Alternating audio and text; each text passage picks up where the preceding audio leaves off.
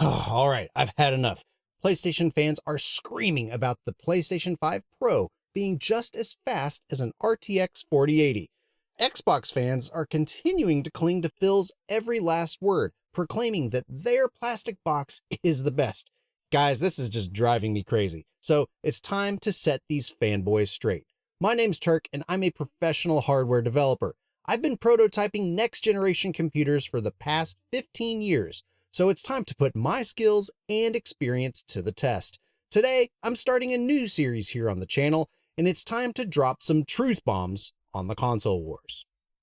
These past few years on the channel, I've covered a wide variety of gaming topics. I've done CPU and GPU reviews. I've even covered the Steam Deck and other PC handhelds. Occasionally, we've even dug deeper into some of the technology that drives our favorite devices, from ray tracing to upscaling technologies. Along the way, I've even bumped elbows with many experts in the field, from Digital Foundry to the pros playing in the esports arena. Armed with my wealth of knowledge and professional experience, I want to show you guys what makes our favorite gaming devices tick, from a hardware perspective all the way to the business decisions that drive them. But before we get too deep into the console wars, I want to show you guys how I dig deeper into the topic. And what better way to show you guys than by looking at the potato of the generation, the Xbox Series S. Microsoft's little Xbox Series S has caught a lot of flack these past few years. Phil and his engineers had an extremely tough job of making a console capable of delivering next-gen capabilities while being accessible enough to gain more market share. Costing a meager $300 in today's market, the Series S cuts a lot of corners to stay on budget. On the CPU side of things, the Series S shares the same 8 Zen 2 cores that its bigger brother uses, but clocks them a tad bit slower at the same time. As for the GPU, it also uses the same RDNA 2 architecture of the Series X, but it yanks on that e-brake and only comes with 20 compute units at a staggering slow 1.565 GHz.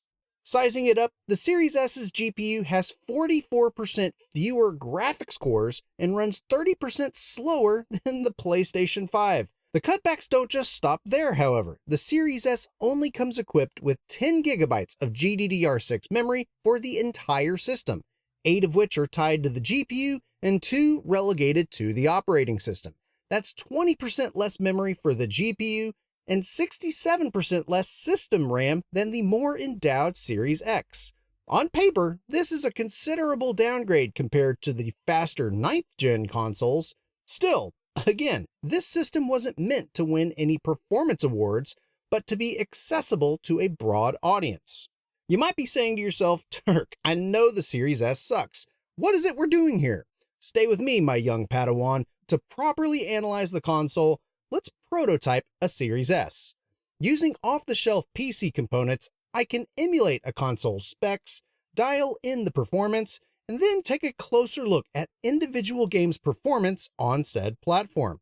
If you guys don't believe me, I'll post my PlayStation 5 Pro video down in the description, where I predicted the performance leaks 3 months before Digital Foundry even covered them.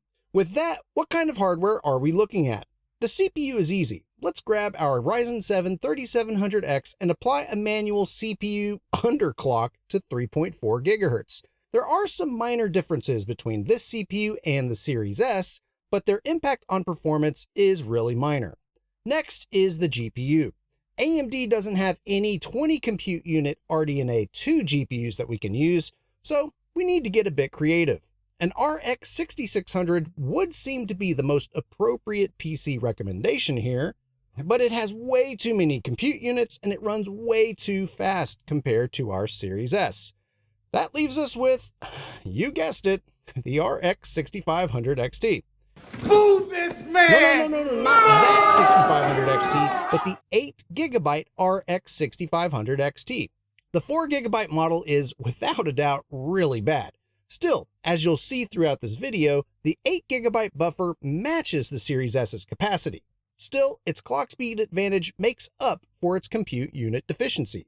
As for RAM, I'll be using standard DDR4 3200 RAM here with standard desktop capacities. I've run this same setup with 8 GB in a previous video, and the performance only drops by a couple of frames. And as I posted on Twitter, if I really constrict the RAM size, 2 gigabytes really could work. Again, for all intents and purposes, we're close enough. All of this hardware is housed in my current version of the Turkbox Mini PC chassis. I'm cooking up some custom cases in the background, so hit subscribe to see what's cooking in future episodes. Hardware is only half the battle though. We need to know how these games actually run on the console. Over the past several years, I've meticulously combed through Digital Foundry's videos, extracting the settings and resolutions for a huge variety of games. And just like a high school girlfriend with those crazy eyes, you guys know what I'm talking about, I've recorded them into a Google Sheet for easy use. Hit thumbs up and like this video if you want me to go over that in another video. Now we've got the hardware and we've got the settings. Now let's see what this little Series S can do. When it comes to multi-plat next-gen games, the Series S always comes under fire for its lack of horsepower, and rightly so. This console skipped leg day to get to band practice on time. When I think next-gen, my mind instantly goes to Cyberpunk 2077.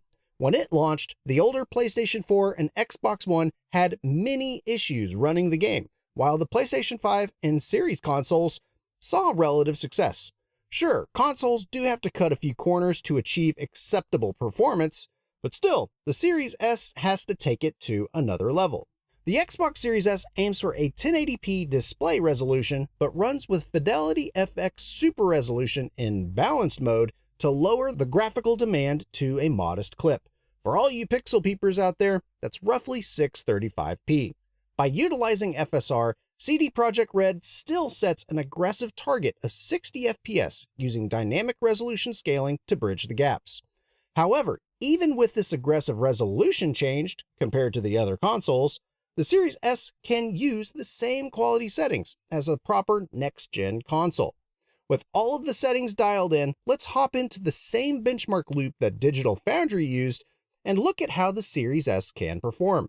Driving into Little China, the top line of this video shows our GPU utilization, and it does look like we're flying on the edge of both a GPU and CPU bottleneck. That means when the percentage is below 98%, the GPU isn't being fully used, and it's just waiting there a bit for the CPU to get it more frames.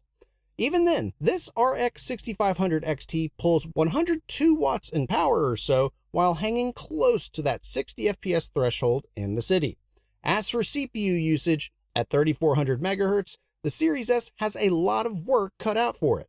On average, the CPU can be utilized up to 76%, drawing almost 45 watts of power. That might not sound like a lot, but this game pushes everything on this class of hardware to the limit. This is the best case scenario for a next-gen game. Still, despite the resolution hit, the Series S does a commendable job of maintaining its performance targets. Now, let's focus more on the CPU with Baldur's Gate 3. Just as Digital Foundry reports, this game struggles on all platforms, barely maintaining 30 FPS in the city of Baldur's Gate. The Series S aims for a 1440p resolution and uses FSR to upscale from about 1080p to improve performance. Even dialing back the level of detail and shadow quality in the game, the GPU is still 100% the bottleneck for the Series S console. However, the performance is similar to the bigger consoles, so it's not a complete loss. Well, yet. Once we enter a dungeon, the Series S still can't pick up the pace like the PlayStation 5 or the Series X. With turn-based mode active and reduced complexity in the overall scene, the Series S struggles to break 50 FPS. However, it's sitting comfortable in the 40s. Despite the slower-paced game and realistically tame graphics demands, there's a reason the Series S aims for 30 FPS in this title. Now, let's look at a bit of a hypothetical cursed situation. What would a Series S look like running The Last of Us Part 1? In Hardware Unboxed's testing, they concluded that this visual masterpiece hammers modern GPUs and their memory subsystems. So how about the Series S? Thank goodness we've got that 8GB version for the 6500 XT. This game is a beast to run, even with medium settings and all of the texture options set to ultra. In this clip, I'm running 1440p and using FSR in balanced mode to upscale from 847p. Even then, our frame rate is hovering in the mid-30s up to the mid-40s. Now, I think that's pretty respectable to say the least, but according to my Twitter followers, this is just not an acceptable gaming experience. The Series S just doesn't have the GPU horsepower to play full quality settings at a standard 1080p resolution that many gamers have had for ages. But let's take a step back for a minute. What's the Series S designed to do? According to the Xbox FAQ, the Xbox Series S was designed to, quote, deliver next-gen capabilities at 1440p at a lower price. While it might not have the horsepower to compete with the bigger consoles, it competes in accessibility. Over the past several months, I've been following a lot of different console warriors, but I've been watching closely Matt Piscatella over on Twitter. He's the executive director and video game industry analysis for Circana. Each month, he compiles gamer usage data for all of the different consoles and presents the top 10 lists of the hottest games on each platform. Though the data I'm looking at here is from last December, this tweet caught my attention.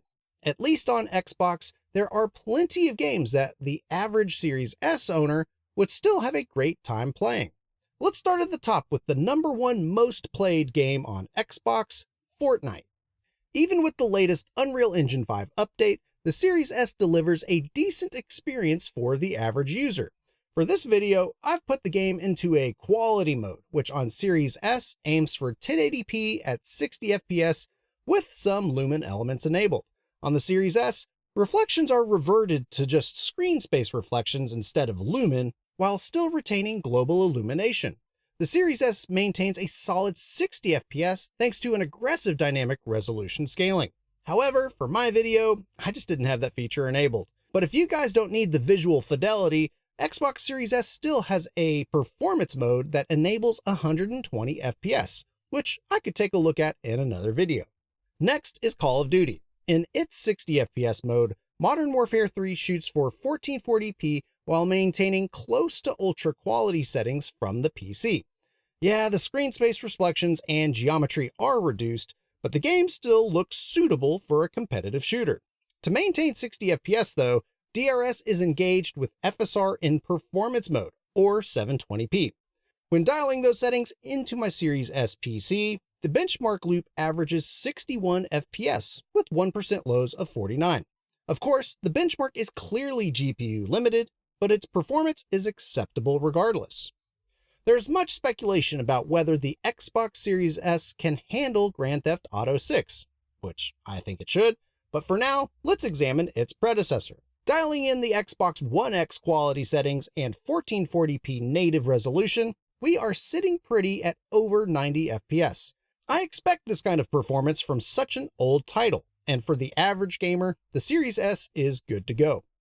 How about a next-gen shooter with the finals? As Digital Foundry showed, the Series S dials down several quality settings, yet retains RTX global illumination. With DRS targeting 60 FPS with a lower resolution of 720p, my simulated Series S hits those targets just fine. Even with all the explosions, gas effects, and global illumination, there's room to spare for a higher than 720p render resolution in some instances. Arguably one of the better Xbox Studios titles this generation, Forza Horizon 5 plays just as well. Designed for scalability, the Series S performance mode shoots for 60 FPS with a lower render resolution of 810p. On PC, we can't use both FSR and MSAA, so I'm going to stick to 900p. With these settings, I see only a single 10-second stretch in the mid-50s during a dense hairpin turn in the rain while in the city. Other than that, there's plenty of time for solid 60 FPS gameplay with higher resolutions than this. Now, let's take a look at Starfield. This game has rightly received a lot of flack for its poor performance, but is that because of the Series S? With a 900p render resolution and lower shadows, reflections, and grass quality than the Series X, the game still maintains the 30 FPS target. Running through the city of Jemison, after attacking some guards, we clearly observe a CPU bottleneck coming out of the railway and shifting to a GPU limit as we get close to Constellation HQ. Just like in Cyberpunk, this game pushes both components of the console to the limit. Moving over to a purely GPU limited Jemisin's Coniferous Forest, we're completely GPU bottlenecked, with FPS dropping down to the mid-20s. Thankfully, there's plenty of resolution left for dynamic resolution scaling to kick in. Still, overall, the Series S does deliver what the developers intended to achieve. The last game I want to look at today is Halo Infinite. This tentpole for the Xbox brand has experienced a lot of controversy over the years, but it's slowly beginning to win back its die-hard audience. On Series S, multiplayer is entirely feasible at 60 FPS, with DRS triggering down to 960p. The only compromised settings are shadows and terrain geometry going down to medium. All other settings are left at high, and of course with ultra textures. I have tested a few more games, but the story repeats itself. If I were to oversimplify the results, I'd put it this way.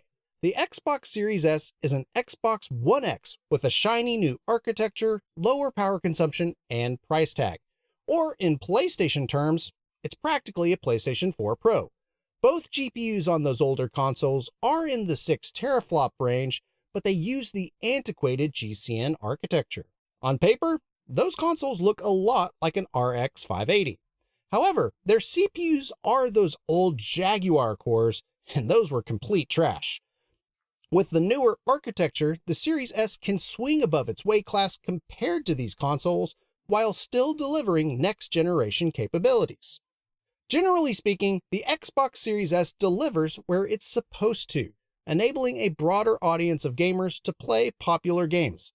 Looking back at the monthly active user stats from December, 13 of the top 20 games are multi-platform and are on both lists across both consoles. Sure, both PlayStation and Xbox have their exclusives and their other one-offs like Power Wash Simulator or even Goat Simulator, but still, overall, the Series S covers most of the bases.